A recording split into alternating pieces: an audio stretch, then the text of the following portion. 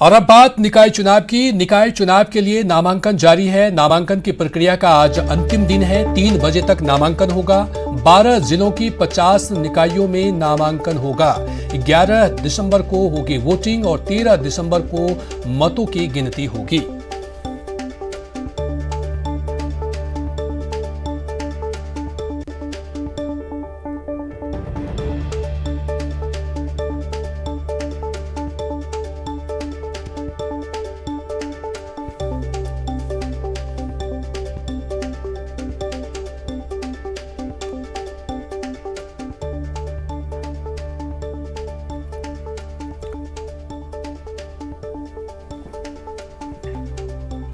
निकाय चुनाव के लिए नामांकन जारी और आज अंतिम दिन है नामांकन को लेकर के। 13 दिसंबर को मतों की गिनती होगी। 3 बजे तक नामांकन आज होगा। हमारे साथ जुड़ गए हैं सुधीर शर्मा जयपुर से, अशोक शर्मा श्री गंगानगर से और आशीष शर्मा दौसा से जुड़ चुके हैं। सबसे पहले सुधीर के पास पहुंचेंगे। सुधीर, उम्मीदवारों को लेकर के अभी भी असमंजस की स्थिति में है बीजेपी, लेकिन आज नामांकन का आखिरी दिन है। क्या कुछ लग रहा है कि आज सब कुछ फाइनल हो जाएगा?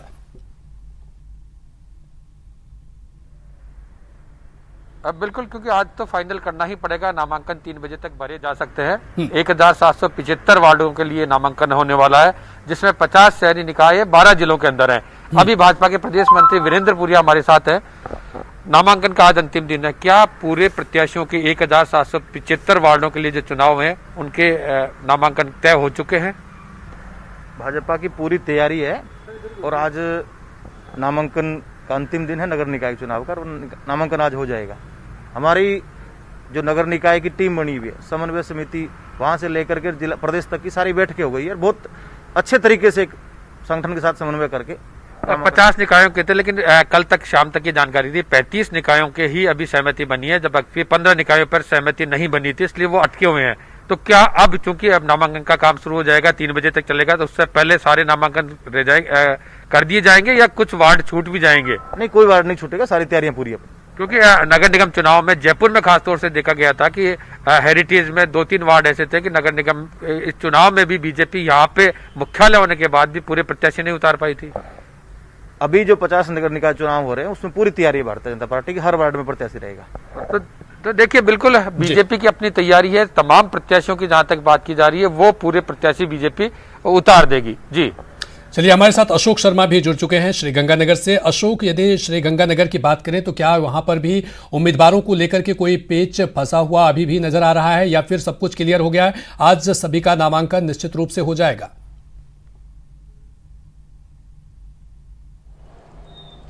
देखिए कल्याण, जैसा कि प्रदेश के अन्य नगर निकायों के चुनावों के लिए कसमकस जारी है, पार्टी अपने उम्मीदवारों को अभी तक घोषित नहीं कर पाई है। उसी तरह से श्री गंगानगर जिले की 8 नगर पालिकाओं में 210 वार्डों में चुनाव होने हैं और 210 वार्डों में अभी दोनों ही पार्टियों ने अपने उम्मीदवार घोषित नहीं किए हैं।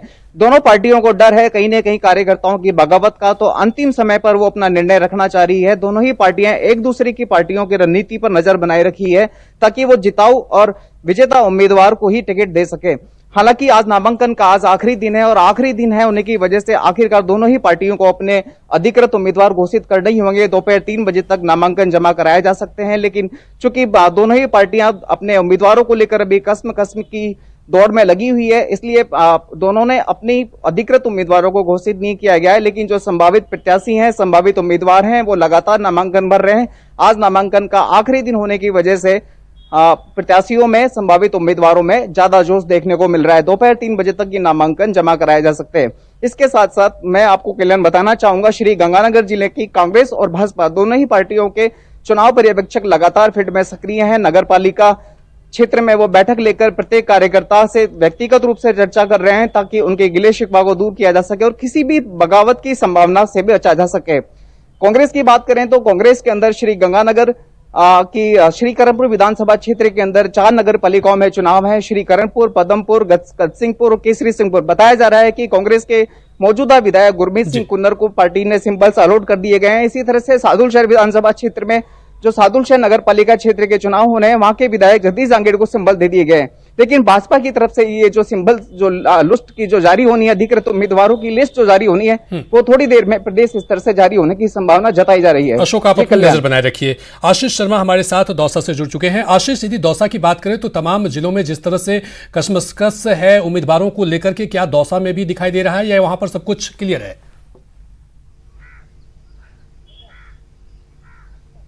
बिल्कुल कल्याण, दौसा में 3 निकायों में चुनाव होने वाले हैं। ऐसे में बांदीकुई नगर पालिका में भारतीय जनता पार्टी ने अपनी पूरी सूची जारी कर दी है। यहाँ 40 वार्ड हैं, 39 नाम सामने आ चुके हैं और जो अंतिम 40 वार्ड है उस 40 वार्ड को विचाराधीन रखा गया है। दौसा जिला मुख्यालय में नगर परिषद की बात करें तो यहाँ दोनों ही राजनीतिक पार्टियों में अभी बगावत रोकने की तैयारी की जा रही है, क्योंकि दोनों ही राजनीतिक पार्टियों ने एक रूपरेखा बनाई है और फोन करके जो प्रत्याशियों के नाम फाइनल हो गए हैं उन्हें फोन करके मैसेज दिया गया है कि वे अपना नामांकन दाखिल करें। ऐसे में कल से ही राजनीतिक पार्टियों के जो प्रत्याशी हैं वो नामांकन दाखिल कर रहे हैं, लेकिन सूची को सार्वजनिक नहीं किया गया है। इसके पीछे मुख्य कारण यह बताया जा रहा है कि जो दोनों ही राजनीतिक पार्टियों के इच्छुक प्रत्याशी हैं उनमें बगावत नहीं हो। हालांकि फोन करके जो मैसेज किए गए हैं उसके बाद से बगावत के रुख शुरू हो गए हैं। दौसा में भारतीय जनता पार्टी के जिलाध्यक्ष के घर के बाहर कुछ भाजपाइयों ने प्रदर्शन किया है। उनका कहना था कि जो पार्टी के कार्यकर्ता हैं उनको टिकट नहीं दिया गया है और अन्य लोगों को फोन करके मैसेज दिया गया है। साथ ही कांग्रेस में भी इसी तरह की स्थिति देखने को मिली है। कांग्रेस ने भी फोन करके लोगों से नामांकन करवाए हैं। ऐसे में जिन लोगों के पास फोन नहीं आए हैं वो काफी नाराज हैं और वो निर्दलीय नामांकन दाखिल कर रहे हैं। ऐसे में बगावत के दौर शुरू हो चुके हैं, लेकिन राजनीतिक पार्टियां किसी भी तरह का रिस्क नहीं लेना चाहती हैं और वो अंतिम दौर में करीब 2 से 3 बजे के बीच में अपनी जो सूची है, प्रत्याशियों की सूची, वो आरओ के पास लेकर जाएंगे और वहां सिंबल देंगे ताकि जो बगावत है उसको कम से कम किया जाए और बगावत को रोका जा सके। यह एक रूपरेखा दोनों ही राजनीतिक पार्टियों में बहुत बहुत शुक्रिया आशीष, आप अपनी नजर बनाए रखिए। सुधीर, अशोक और आशीष, आप अपनी नजर बनाए रखिए क्योंकि 3 बजे तक आज आखिरी नामांकन है। हम अपडेट लेते रहेंगे। बहुत बहुत शुक्रिया हमसे जुड़ने के लिए। चलिए बढ़ेंगे अगली खबर की तरफ और खबर है कि मंत्री सुखराम बिश्नोई हुए हैं कोरोना पॉजिटिव। बड़ी खबर आपको बता रहे हैं, सुखराम की तीसरी रिपोर्ट भी पॉजिटिव आई है। RUHS अस्पताल में भर्ती हुए हैं सुखराम और कोरोना के इलाज के लिए वो भर्ती हुए हैं। सुखराम बिश्नोई की तबीयत स्थिर है अभी, लेकिन वो अस्पताल में भर्ती हैं, कोरोना पॉजिटिव वो आए हैं। बड़ी खबर आपको बता रहे हैं कि मंत्री सुखराम बिश्नोई भी कोरोना पॉजिटिव हुए हैं। सुखराम की तीसरी रिपोर्ट भी पॉजिटिव आई है। RUHS अस्पताल में उन्हें भर्ती कराया गया है। कोरोना के इलाज के लिए उन्हें भर्ती कराया गया है। सुखराम बिश्नोई की स्थिति फिलहाल स्थिर है।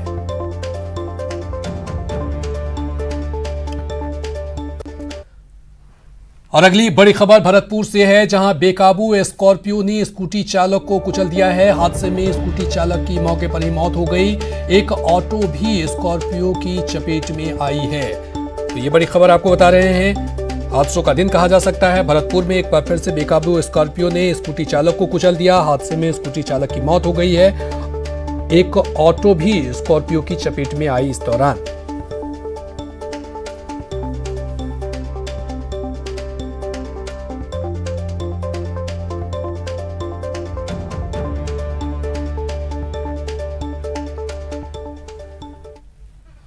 चलिए बढ़ेंगे अगली खबर की तरफ। मरुधरा में बेटियों की सुरक्षा को पुख्ता करने के लिए लव जिहाद के खिलाफ कानून को लेकर सियासत आई है। कांग्रेस इसका विरोध कर रही है तो बीजेपी किसी न किसी बहाने राजस्थान में लव जिहाद के खिलाफ कानून लाने का दबाव बढ़ा रही है। इसे लेकर ट्विटर पर जंग जारी है। ऐसे में सवाल है कि यह सुरक्षा का मसला है या सियासत का। मरुधरा में लव जिहाद पर आर पार। लव जिहाद, स्वतंत्रता और सियासत। लव जिहाद के खिलाफ कानून बनाने की यूपी से चली हवा मध्य प्रदेश और हरियाणा होते अब मरुधरा की सियासी फिजा में असर दिखाने लगी है। सीएम अशोक गहलोत पहले ही ऐसे कानून को असंवैधानिक बताकर खारिज कर चुके हैं। बताएंगे आपको कि सीएम अशोक गहलोत ने इस पर क्या कुछ कहा था। लेकिन इस विवाद में अब आमने सामने हैं बीजेपी के प्रदेश अध्यक्ष सतीश पुनिया और सीएम के OSD लोकेश शर्मा, जिनके बीच अब ट्विटर के जरिए जंग जारी है। सबसे पहले सतीश पुनिया ने एक खबर को अपने ट्वीट के साथ टैग करते हुए प्रदेश में लव जिहाद के बढ़ते खतरे को लेकर गहलोत सरकार पर तंज कसा। तो इसका जवाब दिया सीएम गहलोत के ओएसडी गौरव शर्मा ने। शर्मा ने पलटवार करते हुए पुनिया को बताया कि जो खबर और घटना उन्होंने ट्वीट किया है वो 2017 की है, यानी पिछली बीजेपी। इन घटनाओं को रोकना बहुत नितांत आवश्यक है। वर्तमान परिस्थितियों के अंदर उत्तर प्रदेश की सरकार और मध्य प्रदेश की सरकार भी इनके ऊपर कानून बनाने जा रही है। हम चाहेंगे कि राजस्थान की सरकार भी इनके ऊपर कानून बनाए। जहां बीजेपी लव जिहाद को प्रदेश में बड़ा मुद्दा बनाने पर आमादा है, वहीं कांग्रेस ऐसे किसी कानून को असंवैधानिक और सांप्रदायिक सौहार्द बिगाड़ने वाला बताकर खारिज कर रही है। जाति के नाम पर टकराव करवाया जा सकता है, लेकिन अमन चैन और शांति में बड़ा जोर आता है। लोगों को अमन चैन और शांति चाहिए।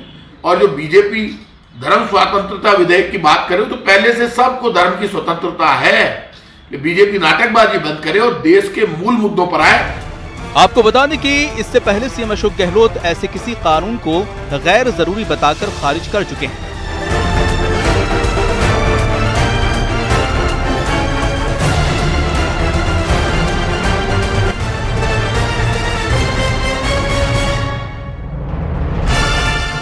हालांकि आपको बता दें कि करीब 12 साल पहले 2008 में वसुंधरा राजे सरकार ने राजस्थान धर्म स्वतंत्रता विधेयक 2008 को विधानसभा से पास कराया था, जिस सुरक्षा और निजता से ज्यादा अब सियासत का मुद्दा बनता जा रहा है। Bureau report, news 18 Rajasthan. उधर झुंझुनू के गूढ़ागौरजे थाने के भोड़की गांव में एक दर्दनाक तस्वीरें सामने आई है। यहां एक विवाहिता दहेज प्रताड़ना का दर्द नहीं सहन कर सकी और खुद को आग के हवाले कर इस कहानी को खत्म कर दिया। वो दौड़ते हुए दरवाजे से निकली,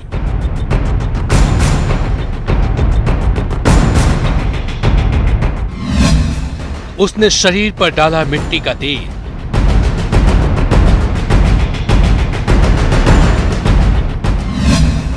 फिर जलाई माचिस,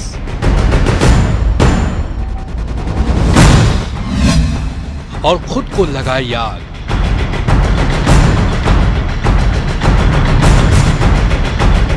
और आग की तस्वीर इतनी दर्दनाक है जिसे देखकर आप सन्न रह जाएंगे, दिमाग सुन्न पड़ जाएगा। दिल दहला देने वाली ये तस्वीर आई है झुंझुनू के भोड़की गांव से। घटना 20 नवंबर की बताई जा रही है, जिसमें गुस्से में दौड़ती चीखती एक विवाहित। और अब बात ऑपरेशन बचपन की। धौलपुर में सीडब्ल्यूसी और पुलिस ने बाल मजदूर के खिलाफ ऑपरेशन चलाया, जो शहर के करीब 20 से ज्यादा मासूमों का रेस्क्यू किया गया। बाल मजदूरी के खिलाफ ऑपरेशन बचपन, बड़ी कार्रवाई, बच गया बचपन। ये वो मासूम हैं जो रेस्क्यू कर लाए गए हैं ऐसी जगहों से जहां इनसे मजदूरी कराई जा रही थी। बाल कल्याण समिति को सूचना मिली कि धौलपुर में कई जगहों पर मासूम बच्चों से बाल मजदूरी कराई जा रही है। फिर क्या, सूचना पुलिस को दी गई और फिर शुरू हुआ बचपन को बचाने के लिए ऑपरेशन बचपन। ये कोविड-19 के चलते हुए बच्चों के बाल श्रम की काफ़ी शिकायतें आ रही थी, काफ़ी संख्या में बाल श्रम बढ़ा है। तो उसके चलते हमने बाल श्रम रोकथाम के लिए रेस्क्यू अभियान आज चलाया है चाइल्ड लाइन के और निहालगंज थाने के सहयोग से, जिसमें कुछ बच्चे हमने रेस्क्यू किए हैं। अभी तक ऑपरेशन बचपन के तहत धौलपुर में 20 से ज्यादा मासूमों का रेस्क्यू किया जा चुका है। अभियान अभी भी जारी है। अमूमन देखने में आ रहा है कि मैरिज हॉल और बैंड वाले अक्सर कर चाइल्ड लेबर का उपयोग कर रहे हैं। तो मेरा मीडिया के माध्यम से भी ये एक आह्वान है कि वो चाइल्ड लेबर बंद कर दें, वरना हम उन सभी मैरिज होम और क्रॉकरी और बैंड वालों के खिलाफ सख्त से सख्त कानूनी कार्रवाई करें। दरअसल कोरोना काल में मजदूरों की कमी की वजह से बच्चों को इस काम में लगा दिया गया था। बहरहाल बाल कल्याण समिति की सूझबूझ से दर्जन भर बच्चों का जीवन बच गया, लेकिन अभियान जारी रहनी चाहिए क्योंकि अभी भी कई बचपन को बचाना है। धौलपुर से न्यूज़ 18 के लिए राकेश सिंघल की रिपोर्ट। और इसी के साथ फिलहाल इस बुलेटिन में इतना ही। देखते रहिए न्यूज़ 18 राजस्थान।